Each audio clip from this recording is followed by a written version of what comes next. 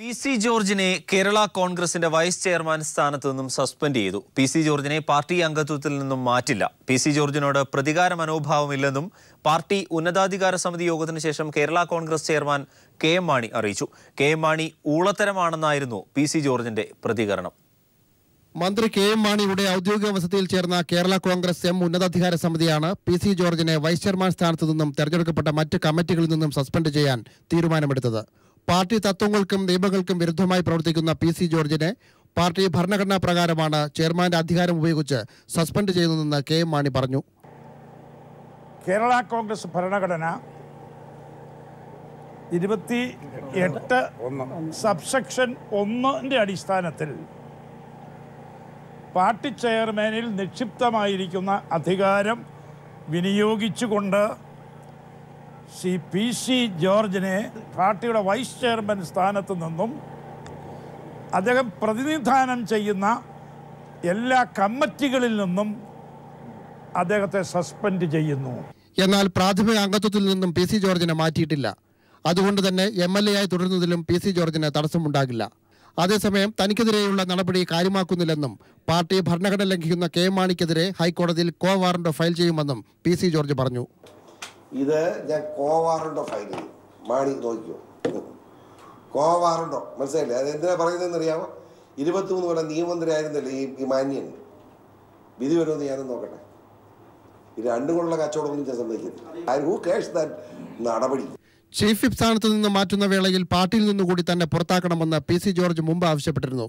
എന്നാൽ പാർട്ടിയിൽ നിന്നും പുറത്താക്കാതെ കൂറുമാറ്റ നിരോധന നിയമം മുൻനിർത്തി PC ജോർജിനെ രാഷ്ട്രീയമായി തളയ്ക്കുകയെന്ന തന്ത്രമാണ് KM മാണി ഇപ്പോൾ നടത്തിയിരിക്കുന്നത്.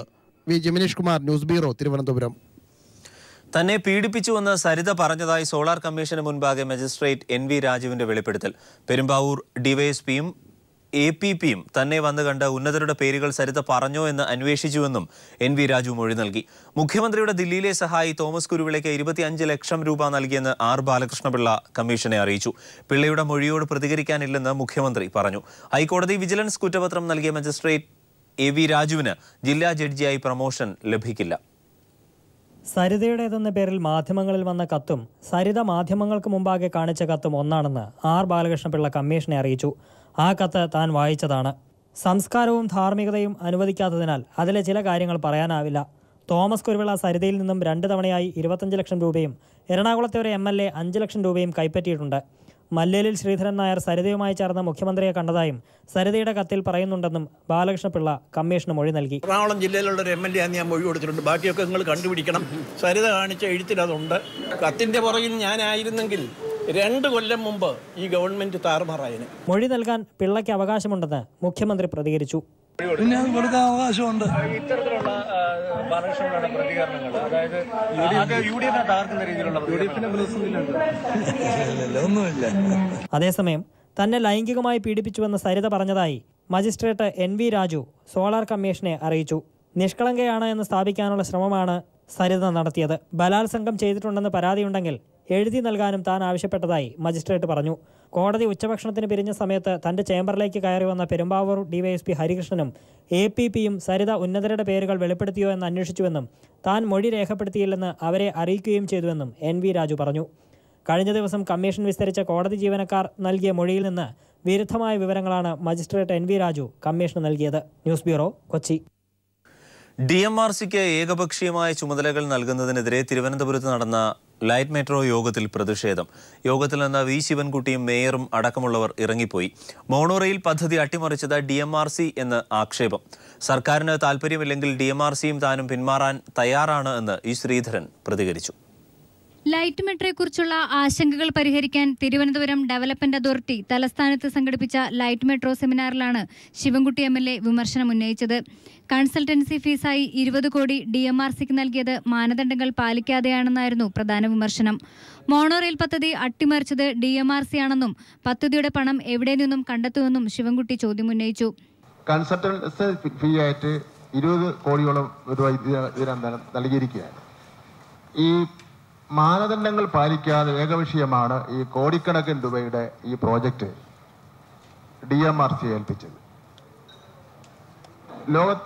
ലോകത്ത് DMRC മാത്രമല്ല ഈ പ്രോജക്റ്റ് ചെയ്യുന്നത്. ഇത് കേന്ദ്ര വിജിലൻസ് കമ്മീഷന്റെ 5/7/2070 ഉത്തരവും അതുപോലെ തന്നെ ഭരണഘടനയുടെ 14-ാം വകുപ്പിന്റെ നഗ്നമായ ലംഘനമാണ്.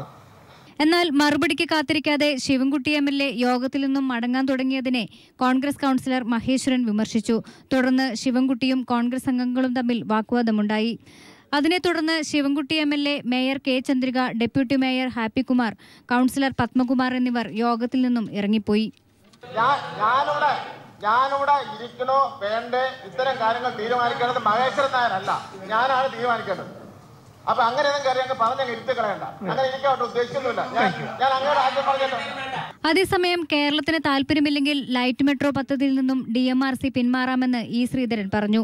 മലയാളി എന്ന നിലയിൽ കേരളത്തോടുള്ള പ്രതിബദ്ധത കൊണ്ട് മാത്രമാണ് പദ്ധതി ഏറ്റെടുത്തത്. തനിക്ക് കച്ചവടമല്ല ലക്ഷ്യമെന്നും തീരുമാനമെടുക്കേണ്ടത് സംസ്ഥാന സർക്കാരാണെന്നും E. ശ്രീധരൻ പ്രതികരിച്ചു.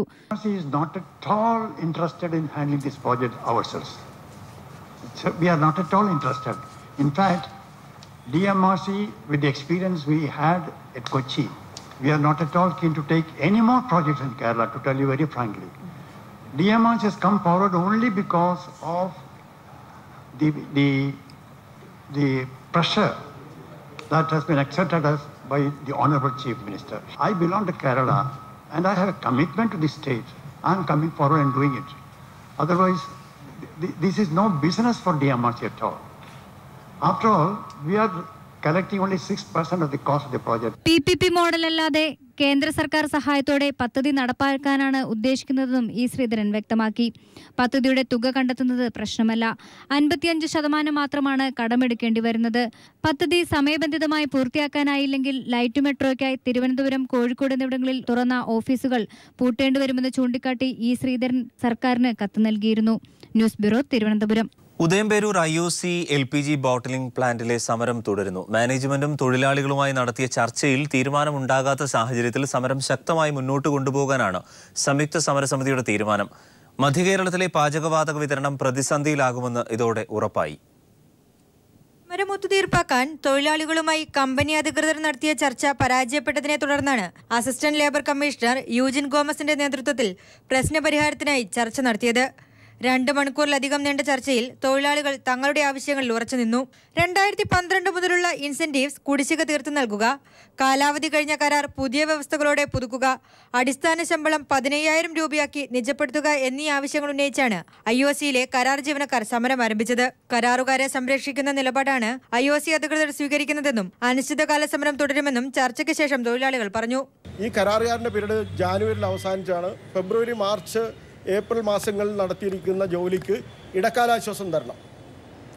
അത് സംബന്ധിച്ച് തരാമെന്നുള്ളതല്ലാതെ ആര് തരും, എത്ര തുക തരുമെന്നുള്ള കാര്യത്തിൽ ഒരു തീർപ്പുണ്ടായിട്ടില്ല. അതിനുശേഷം ചർച്ച എങ്ങും എത്താത്ത സാഹചര്യത്തിൽ ഇന്നലത്തെ ചർച്ച അവസാനിപ്പിച്ചു. പണിമുടക്ക് തുടരുകയാണ്. ഉദയംപേരൂർ പ്ലാന്റിലെ സിലിണ്ടറുകൾ ഇറക്കലും കയറ്റലും ഉൾപ്പെടെയുള്ള ജോലികൾ കരാർ തൊഴിലാളികളെ ആശ്രയിച്ചായതിനാൽ പ്ലാന്റിൽ നിന്നുള്ള സിലിണ്ടർ നീക്കം പൂർണ്ണമായും നിലച്ചു.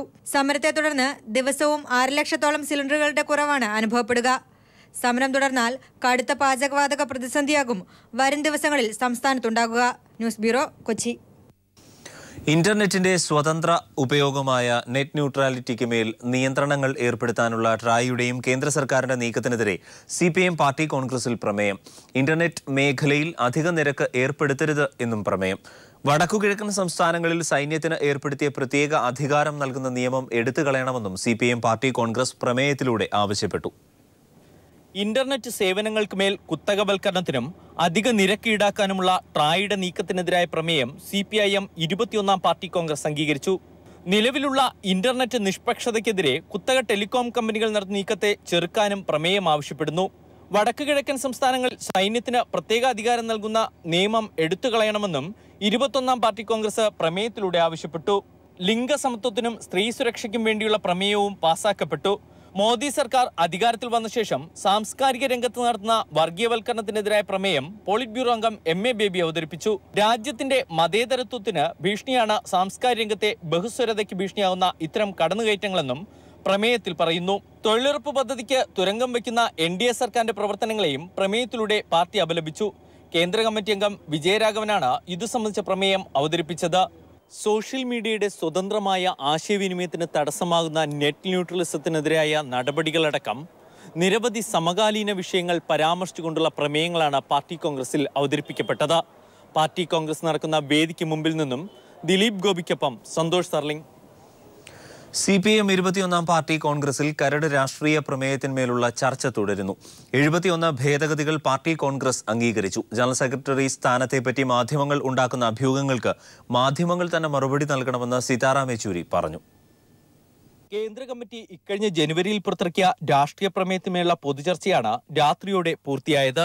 40ഓളം പ്രതിനിധികൾ പൊതുചർച്ചയിൽ പങ്കെടുത്ത് സംസാരിച്ചു. കേരളത്തിൽ നിന്ന് AK ബാലൻ, സതീദേവി, ചന്ദ്രൻപിള്ള, ബാലഗോപാൽ തുടങ്ങിയവരാണ് സംസാരിച്ചത്. മോദി സർക്കാരിന്റെ നവലിബറൽ നയങ്ങൾക്കെതിരെയും വർഗീയ പ്രവർത്തനങ്ങൾക്കെതിരെയും അതിശക്തമായി പോരാടണമെന്ന് കരട് രാഷ്ട്രീയ പ്രമേയം ആഹ്വാനം ചെയ്യുന്നു. ഇടതൈക്യം വളർത്തണമെന്നും പ്രമേയം ആവശ്യപ്പെട്ടു. കരട് റിപ്പോർട്ടിന്മേൽ 2552 ഭേദഗതികളും 248 നിർദ്ദേശങ്ങളും പാർട്ടി കോൺഗ്രസ് തുടങ്ങുന്നതിന് മുമ്പ് തന്നെ ലഭിച്ചിരുന്നു. ഇതിൽ 71 ഭേദഗതികൾ അംഗീകരിച്ചിട്ടുണ്ട്. പ്രതിനിധികൾ ഉന്നയിക്കുന്ന ഭേദഗതികളും ചർച്ച ചെയ്യും. നാളെ ജനറൽ സെക്രട്ടറി പ്രകാശ് കാരാട്ട് പൊതുചർച്ചയ്ക്ക് മറുപടി പറയും. വിശാഖപട്ടണത്തു നിന്നും സന്തോഷ് സർലിംഗ്.